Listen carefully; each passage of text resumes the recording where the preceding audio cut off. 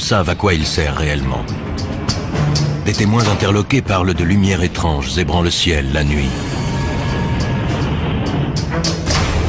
De bruits effrayants produits par des engins supersoniques. Et même de rencontres avec des formes de vie inconnues sur Terre. Le gouvernement américain nie jusqu'à l'existence de cet endroit retranché du monde. Mais une équipe de spécialistes est bien décidée à découvrir la vérité. Que dissimule-t-on dans cet endroit? Qui protège-t-on? Et jusqu'où le gouvernement est-il prêt à aller pour garder le secret de la zone 51?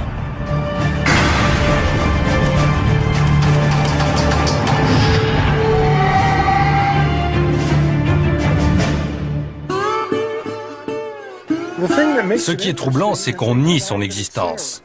La zone 51 ne ressemble à aucune autre base militaire américaine. Situé au cœur du désert du Nevada, ce complexe top secret est entouré de montagnes abruptes et inhospitalières.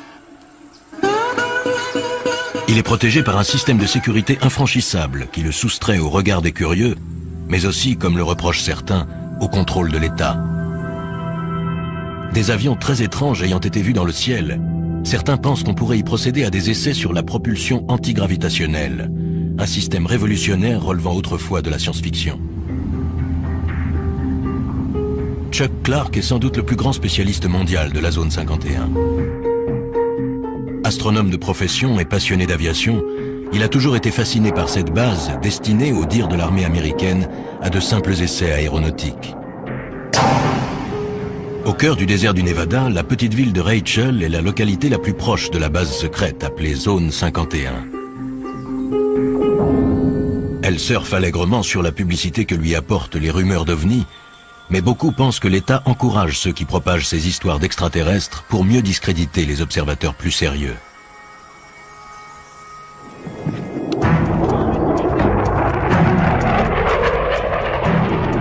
Chuck Clark s'est installé à Rachel pour surveiller et noter les moindres activités de la base.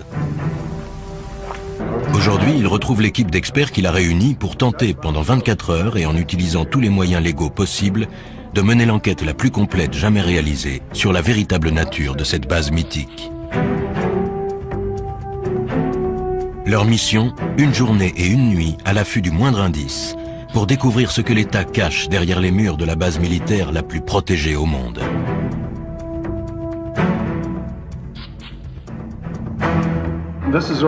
Voici la zone 51. C'est une image satellite de la base. Ça donne une vue d'ensemble. Chacun des hommes présents apporte des connaissances et un savoir-faire unique. Guy Norris a été primé pour ses reportages sur l'aviation militaire. Toute sa vie, il a étudié les bases et les avions classés top secret. C'est intéressant, vous voyez, il n'y a absolument aucune indication de piste sur la carte dans cette zone interdite. Autrement dit, aux yeux du monde, il n'y a pas de piste ici. Même s'il est évident que la réalité est tout autre. Bob Grove, spécialiste en communication militaire, a étudié le SAZ. Il y a plusieurs centaines de fréquences actives. Je vais les analyser et les écouter et voir si elles sont aussi actives qu'elles semblent l'être. Mike Johnson, détective privé, a déjà travaillé sur l'affaire. Les mesures de sécurité ne se limitent pas au fait d'avoir situé la base dans ce désert au fin fond de nulle part. Il sait que dans toute base militaire sous haute surveillance, les gardes sont fortement armés. Ici, ils sont prêts à faire feu sur les individus pénétrant sans autorisation. Pour pouvoir mieux observer le fonctionnement de la base, le groupe se sépare en deux équipes. La première s'occupera de la surveillance électronique. Mike et Bob vont faire le tour de la base pour étudier de plus près son système de sécurité. Ils observeront les personnes qui les surveilleront et avec leur scanner radio, iront espionner la base par-delà les barbelés et les guérites des gardes.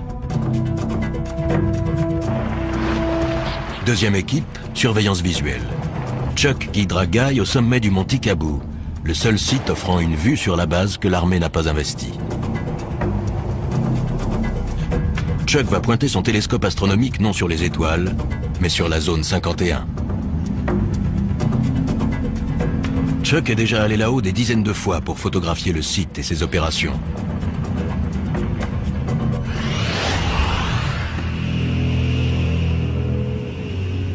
Il y a 10 ans, pour sa retraite, il est venu s'installer à Rachel pour étudier les derniers modèles de l'aviation militaire. Ses observations l'ont amené à constater que derrière les murs de la zone 51, la base règle et un commandement bien particulier, à l'abri des regards indiscrets et au-dessus des lois.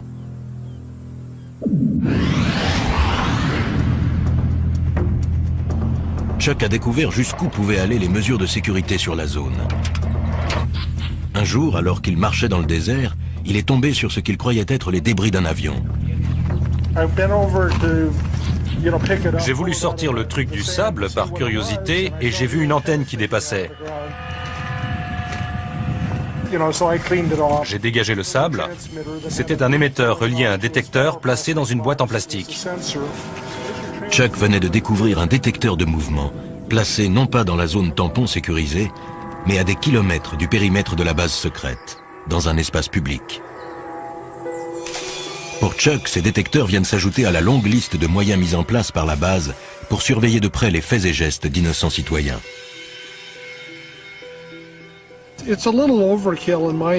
C'est exagéré. Ils ont une zone tampon de 40 km. Plus on s'approche et plus le terrain est impraticable. Je ne comprends pas pourquoi ils vont installer ce genre d'appareil en dehors de la zone.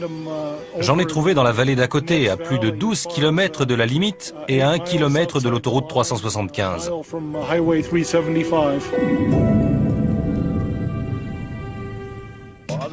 Bien décidé à dénoncer les agissements de l'armée, Chuck fait appel à un célèbre journaliste d'investigation, George Knapp. On a mis une demi-heure pour trouver le premier détecteur, 5 minutes pour le second. Voici l'émetteur. Et un peu plus loin, il y a le temporisateur. Il porte l'indication « propriété de l'État américain ».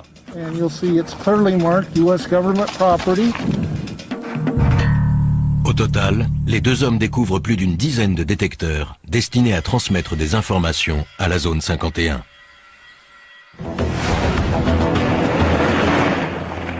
Chuck Clark, astronome à la retraite qui connaît le désert comme sa poche, surveille de près la zone 51. Au moment de la diffusion de ce reportage, Chuck, lui, est déjà allé plus loin. Il a découvert un moyen de franchir les barbelés et de pénétrer à l'intérieur de la base sans se faire arrêter.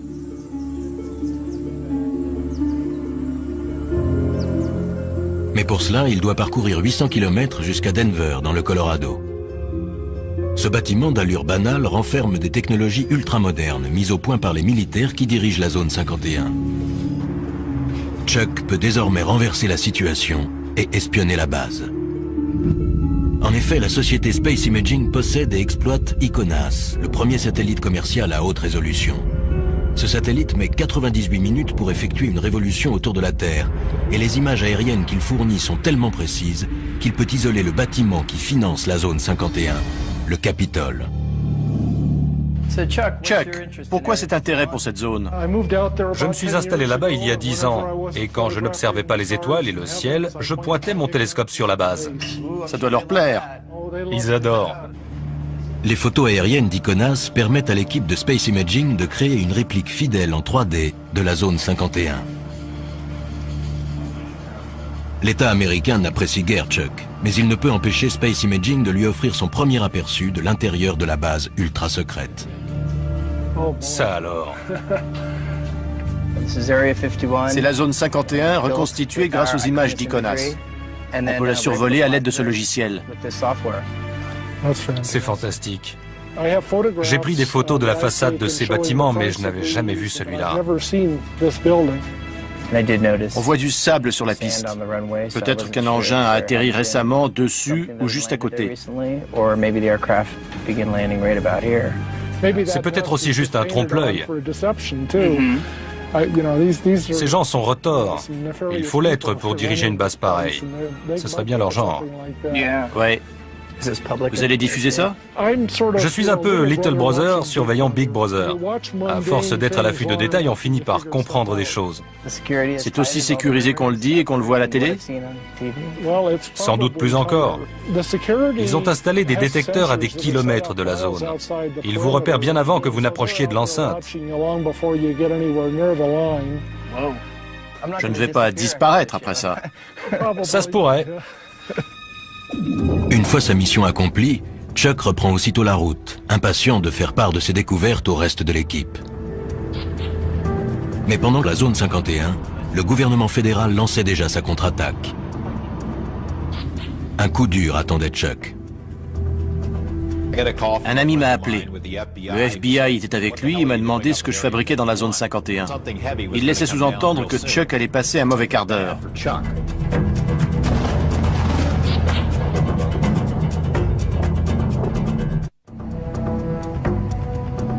Perdue dans le désert du Nevada, la zone 51 est un site d'essai militaire secret. Elle est à l'abri des regards indiscrets grâce à une zone tampon de 40 km, des montagnes et un environnement inhospitalier. Deux équipes d'enquêteurs ont décidé d'épier et de noter les moindres mouvements et les moindres bruits. Si tout se passe comme prévu et si les gardes de la base les laissent tranquilles, les deux équipes se retrouveront 24 heures plus tard. Chuck Clark et Guy Norris vont s'installer au sommet d'une montagne munis d'un télescope et d'un appareil photo. On est au milieu de nulle part. On est à 35 km dans l'arrière-pays. Le plus dur les attend encore. Ils ont devant eux 2 bonnes heures de marche pour gravir le mont Tikabou. Ça fait combien de haut? Un peu moins de 2500 mètres. On est à 2100 ici. Là, on est vraiment tout seul, non? Ça, c'est sûr. On sera dans le beau drap si on se casse une jambe. Chuck Clark va au-devant de graves ennuis. George Knapp ayant révélé qu'il avait découvert des détecteurs de mouvement cachés hors du périmètre légal de la zone 51, le FBI a décidé de lui donner une leçon.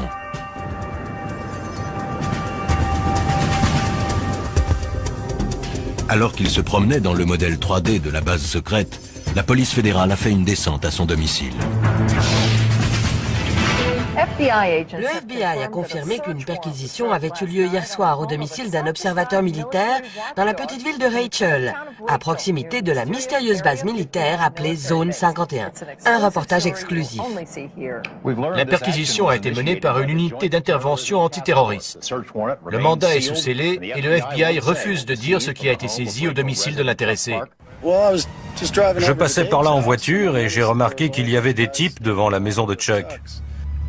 Bill Whiffen habite non loin de là. Il savait que Chuck était absent. Pensant tout d'abord qu'il s'agissait d'un cambriolage, il a saisi son appareil et a pris des photos. Les hommes et les femmes que l'on voit ici sont des membres de l'unité antiterroriste. Il y avait une dizaine de voitures et plus d'une dizaine de personnes.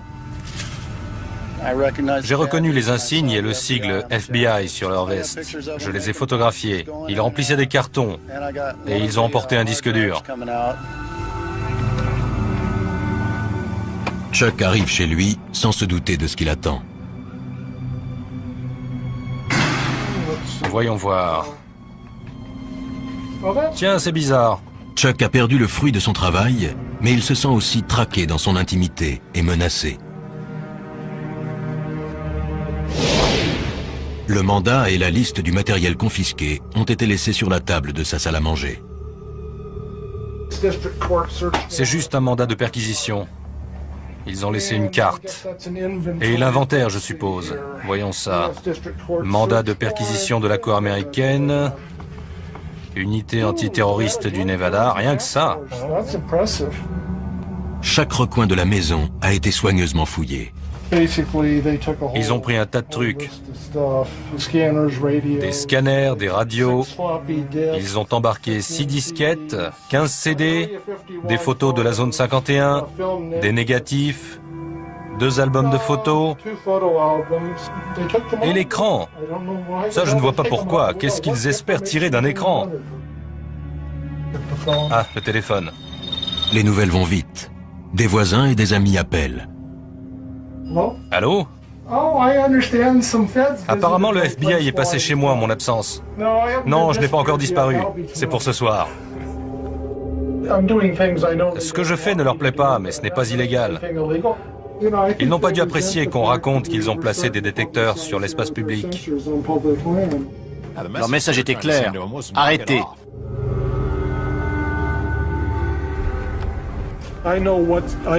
Je sais jusqu'où je peux me permettre d'aller légalement. Je pousse les limites, mais je ne les franchis pas. C'est ça qui les énerve. Je ne me laisse pas intimider par eux. Je me pointe sous leur nez avec mon objectif. Conscient que l'État enquête sur Chuck, ses coéquipiers, le spécialiste de la sécurité Mike Johnson et l'expert en communication Bob Grove, poursuivent leur mission. Ils ne sont qu'à 3 km de l'accès arrière de la zone 51 et il ne fait aucun doute qu'ils ont été repérés. Ils ont un tas de façons de détecter notre présence. Ils doivent nous écouter. Possible. Ils nous regardent certainement et ils doivent nous écouter aussi. Voilà les barbelés.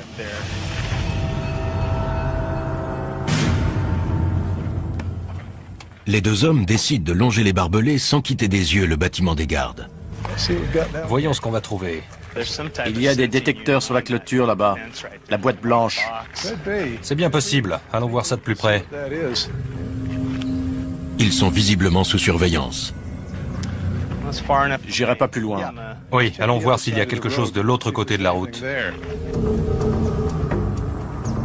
À environ 100 mètres de distance, ils voient pour la première fois les forces de sécurité privées engagées pour protéger la zone 51. Sur la base, on les appelle les camos, à cause de leur tenue de camouflage beige. Bob et Mike aimeraient s'approcher, mais ils savent qu'un pas de trop compromettrait leur mission. Ce n'est pas le moment de prendre des risques. Je tiens pas à aller en prison. Mike et Bob opèrent un repli stratégique.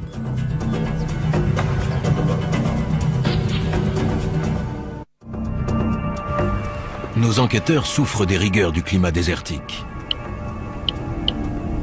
Ils réalisent que 24 heures est un délai bien court pour tenter de découvrir les mystères d'un lieu dont l'État continue de nier l'existence. J'aurais dû m'entraîner. Sur la montagne, Chuck et Guy ont entrepris l'ascension du mont Tikaboo par un sentier dangereux. Ils portent un télescope de 20 kg et du matériel pour affronter la nuit froide. Les 800 premiers mètres jusqu'à la crête sont tuants. Le chemin est raide et glissant. Et ça ne va pas en s'arrangeant. Leur destination, le seul site d'où l'on puisse avoir une vue en surplomb de la zone 51.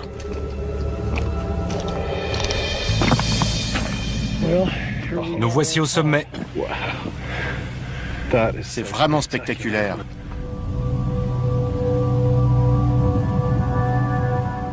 Alors, ça valait la peine. J'ai du mal à exprimer ce que ça me fait d'être là. C'est bizarre. On est là, sur la planète Terre, mais on a l'impression d'être à la lisière d'un autre monde. À travers la brume de chaleur, c'est bien un autre monde qu'on aperçoit. Un monde que l'État américain a cherché à soustraire au regard des curieux. Je vois des bâtiments qui brillent au soleil et j'aperçois une des pistes. C'est incroyable. Je n'en crois pas mes yeux.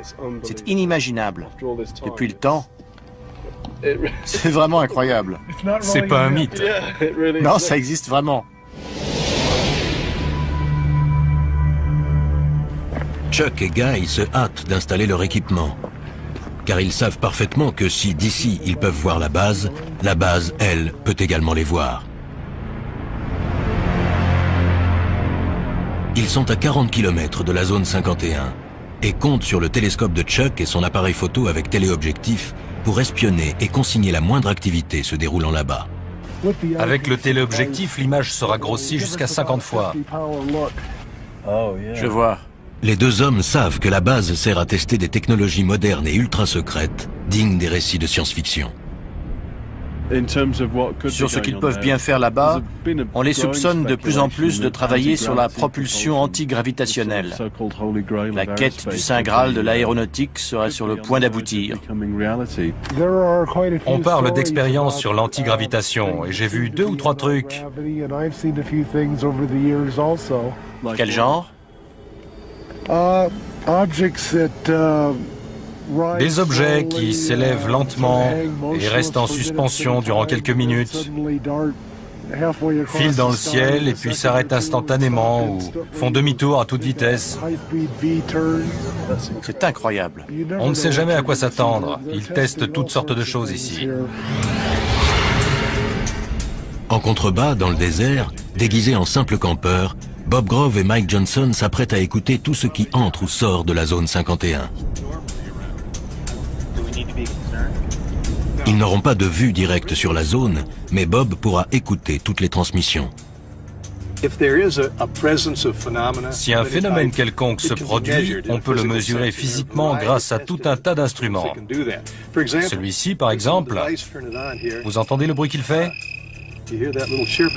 Ça indique la présence d'émetteurs, ce qui est le cas puisqu'on porte tous les deux des petits micros sans fil.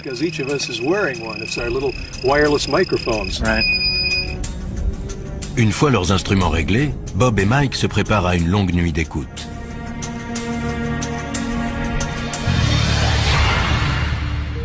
Au sommet du Mont Ticaboo, Chuck Clark et Guy Norris ajustent la position du télescope.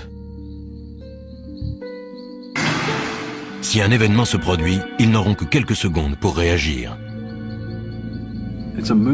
C'est une nuit sans lune. On a plus de chances qu'il se passe quelque chose, non? Ça augmente les possibilités. Ils ne prendront pas le risque de faire des essais au clair de lune. Moins la lune est visible et plus on a de chances qu'ils en fassent.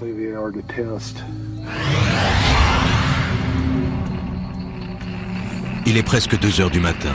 Le spécialiste en électronique Bob Grove et l'expert en sécurité Mike Johnson ont établi leur camp juste en bordure de la base. L'équipement radio ultra perfectionné va repérer toute activité au sol ou dans les airs.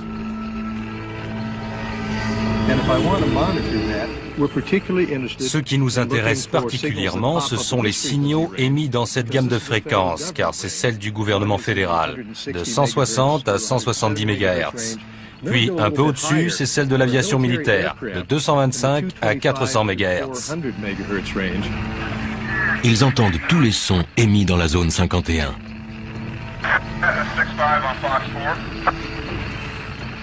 Bob ajuste la fréquence. C'était quoi ce qu'on entendait à la radio? La sécurité. Il parlait de nous? Possible.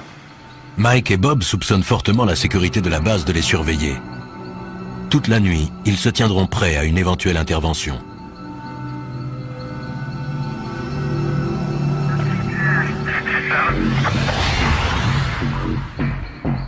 De leur côté, Chuck et Guy voient des lumières s'allumer.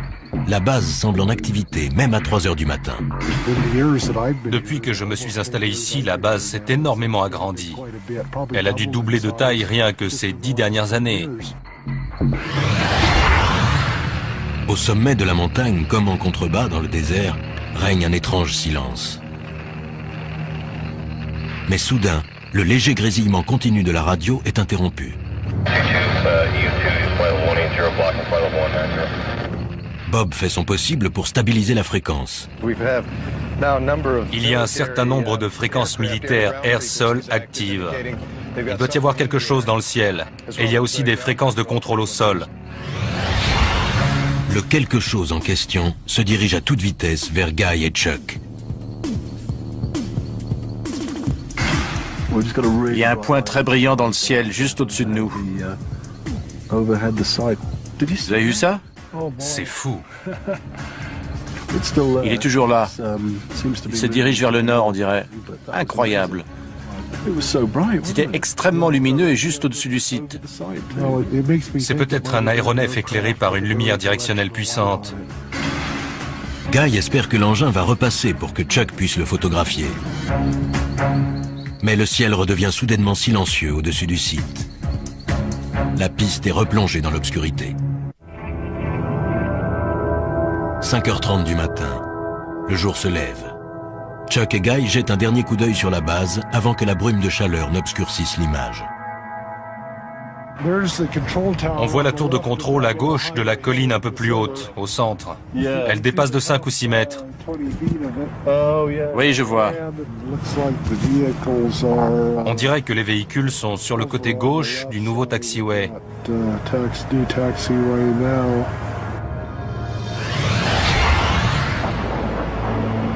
Quant à Mike et Bob, en bas dans le désert, Le voilà. à 4500 mètres au-dessus d'eux, la zone 51 se manifeste. Guy aussi entend l'avion. J'ai l'impression qu'il y a un engin là-haut, Chuck. Peut-être un bombardier B-2. Il s'entraîne au ravitaillement en vol à l'aube, puis enchaîne sur 2 ou 3 heures de vol. C'est leur jour de chance. Le B-2 n'est pas seul. Il est accompagné d'un invité surprise. Un MiG-29, excellent. Il vient par ici. Bien que la guerre froide soit révolue, ici les Américains continuent de s'entraîner à combattre des avions soviétiques.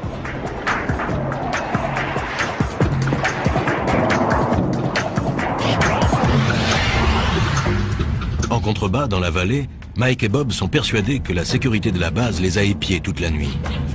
Avant de retrouver Chuck et Guy, il leur reste un dernier endroit à visiter.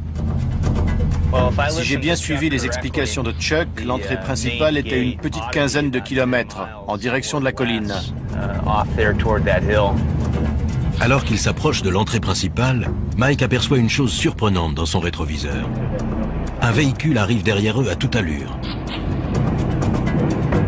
Ses vitres sont teintées afin de protéger ou de dissimuler les passagers qu'ils transportent, des employés de la base qui se rendent à leur travail. La vache. Le car ne ralentit même pas. Il devait rouler à plus de 70 km à l'heure. Plus peut-être même. Il était pressé. Ouais. Pour préparer cette mission de 24 heures, Mike Johnson a passé des semaines dans des planques très inhabituelles.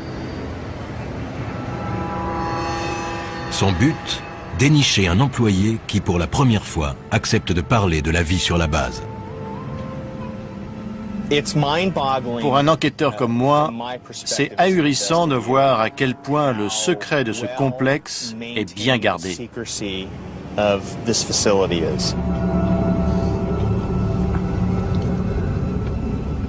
Première énigme à élucider, combien de personnes travaillent sur ce site perdu dans le désert et comment s'y rendent-elles?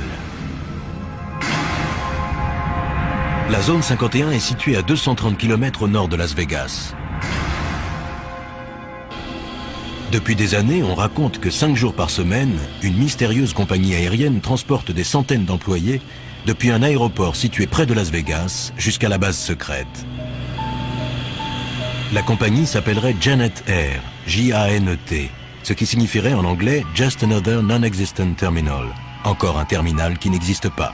Quel que soit son nom, en tout cas, la compagnie existe bel et bien. Nous sommes à l'aéroport international McCarran. Le terminal Janet est situé à l'extrémité ouest. Ce site secret n'est qu'à quelques centaines de mètres du fameux strip de Las Vegas. Les seules indications sont les pancartes « Attention »,« Installation sous surveillance »,« Entrée non autorisée ». Il n'est écrit nulle part de quoi il s'agit. C'est ce qu'on appelle se cacher au vu et au su de tous. En observant les avions de Janet Air, Mike a immédiatement remarqué qu'il leur manquait quelque chose. Ces appareils ne possèdent aucun signe distinctif, à part le numéro sur la queue. Tous les avions portent un numéro, sauf les avions militaires. J'en déduis donc que ces engins appartiennent à une compagnie privée. Grâce à ses talents d'enquêteur, Mike a retrouvé le propriétaire de cette flotte, la société EG&G, un très gros fournisseur de l'État. Un vol Janet vient d'embarquer. L'avion s'est mis en position sur le tarmac et ne devrait pas tarder à décoller. En général, ces avions-là n'attendent pas très longtemps. Ils se présentent sur la piste et décollent en moins de 2.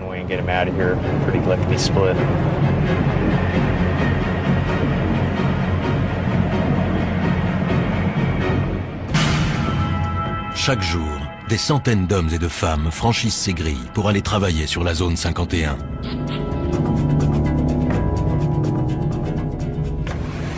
Une voiture s'approche. Le garde va sortir et le conducteur va présenter une pièce d'identité. Le garde se demande ce que je fais là. On s'observe mutuellement. Mike a beau être sur la voie publique, il a toutes les raisons de s'inquiéter. Le garde n'a pas quitté sa voiture des yeux. C'est clair qu'il m'a repéré. Il sait que je suis là. Ce pourrait être pour Mike l'occasion de tester le cité.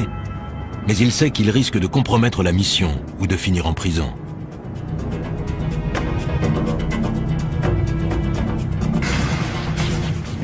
Voilà le pick-up blanc des gardes. J'ai sur le dos la sécurité du terminal Janet et la police de Las Vegas.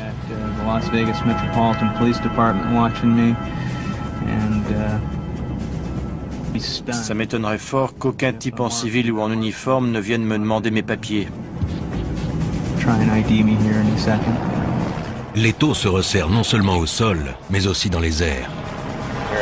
Il y a un hélicoptère au-dessus de nous. Mike préfère battre en retraite. Il reviendra pour poursuivre son enquête lorsque les choses se seront calmées.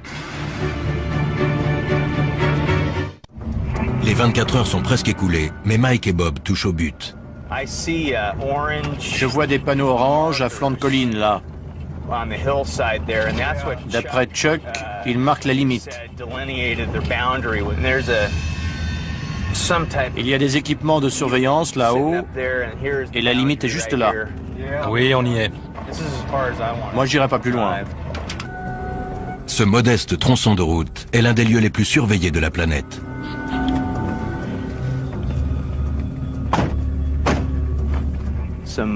Il y a des détecteurs au sommet de la colline. On dirait qu'ils l'ont mis là-haut exprès. Tous ceux qui ont franchi cette limite ont été arrêtés, interrogés, et se sont vus confisquer leurs appareils photos, leurs téléphones portables et parfois même leurs vêtements. Accès non autorisé. Interdiction de photographier le site. Bon. Ben, on y est. Moi, je ne vais pas plus loin.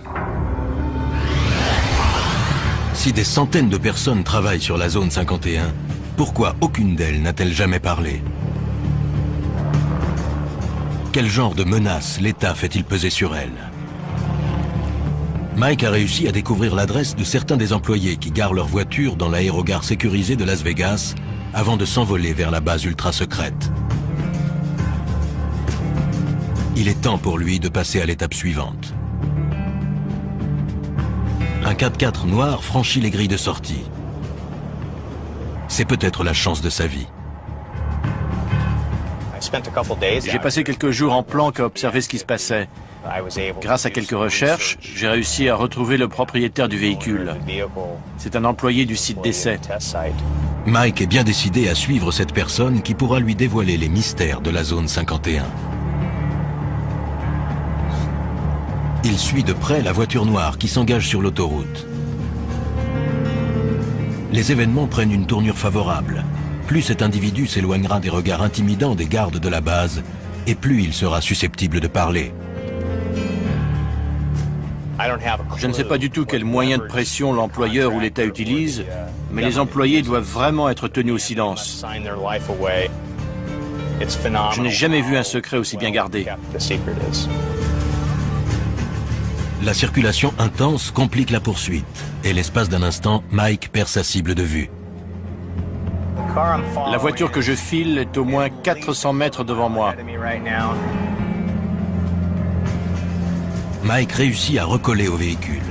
Il se faufile entre les voitures afin de rester suffisamment près du 4x4 noir pour ne pas le perdre de vue, tout en évitant de se faire repérer. Il est toujours là dans la première file. On va voir si j'ai de la chance. Le 4x4 quitte l'autoroute pour se diriger vers la ville et s'enfonce dans un paisible quartier de banlieue. On a affaire à des gens de la classe moyenne ou légèrement supérieure. Ce sont vos voisins, les parents du meilleur ami de vos enfants. C'est juste qu'ils ont un boulot ultra confidentiel. On va voir ce qui va se passer. Je vais frapper à la porte.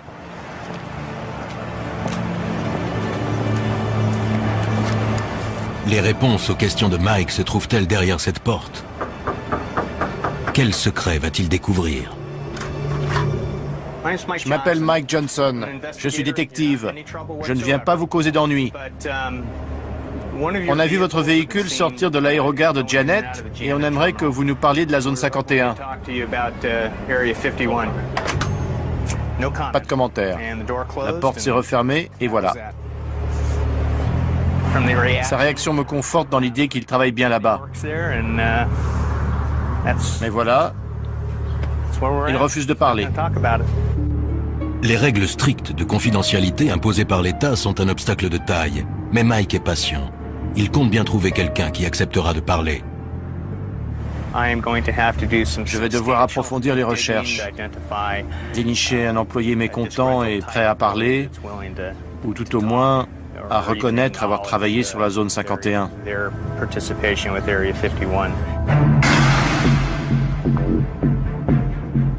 De retour à Las Vegas, Mike Johnson semble bien parti pour trouver un employé de la zone 51.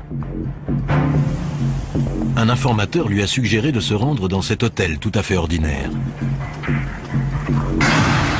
Si ces informations sont exactes, un ancien employé de la zone 51 l'attend à l'étage.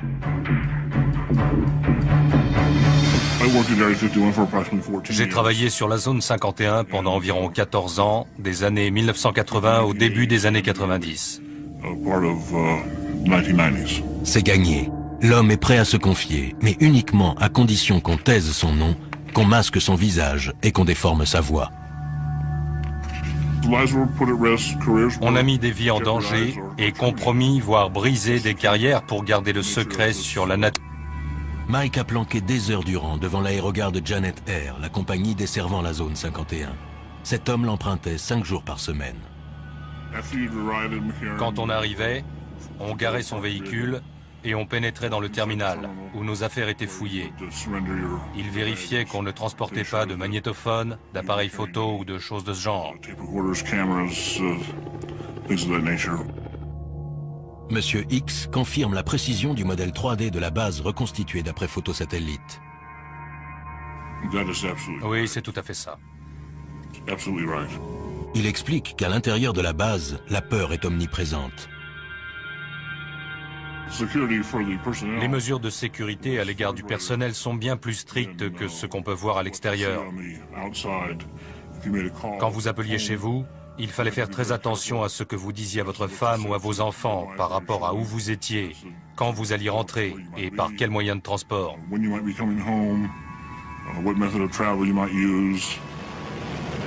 Quel genre de travail peut donc nécessiter une telle confidentialité? C'est une base d'essai d'appareils d'un nouveau genre, tout simplement.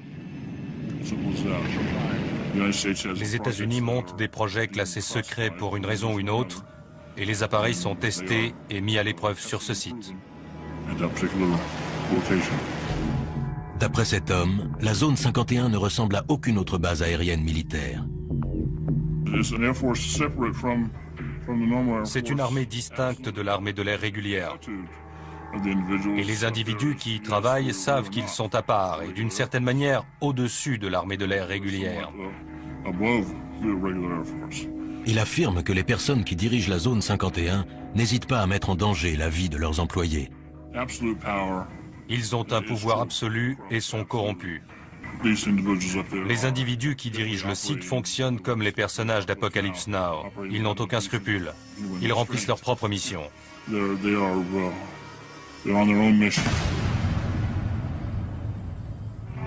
Il ajoute que quiconque critique les procédés est rapidement évincé.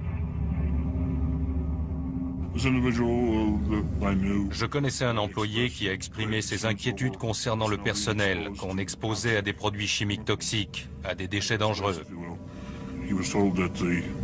On lui a répondu que le projet avait pris du retard et qu'il fallait le boucler au plus vite, et que le personnel ne serait pas informé. Quand il a critiqué ça, il a été renvoyé. Il a dû quitter la base. Monsieur X sait les risques qu'il court. Mais il affirme que si la vérité n'éclate pas, la corruption pourrait bien détruire la véritable fonction militaire de la base. Le Congrès devrait ouvrir une enquête.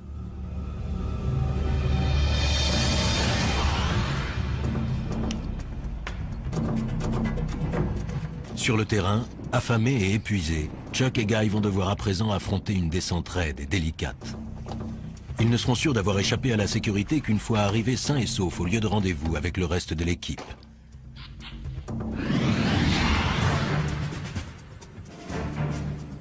Depuis un véhicule garé en surplomb, un camo, un de ces gardes privés chargés de protéger la zone 51 et de repousser les éventuels curieux, observe Mike et Bob. Et voilà, là, il prend son pied. Il y a un mec là-bas qui nous regarde et nous écoute en ce moment même.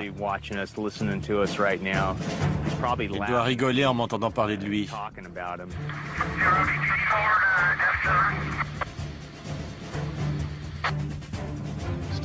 Toujours beaucoup d'activités sur la fréquence de la sécurité.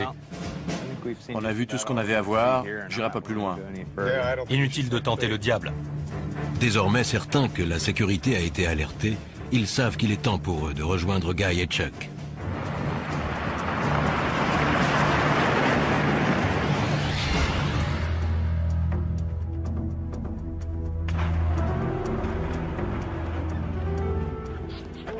Salut.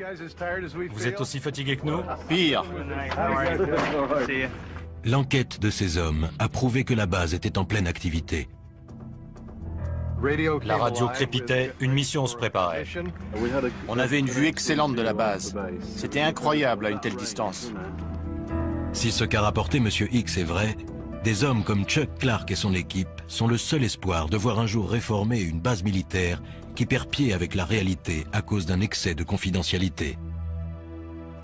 Nous sommes la seule superpuissance encore en lice, et pourtant le mystère autour de la zone 51 s'est épaissi au lieu de décroître ces 2 dernières années.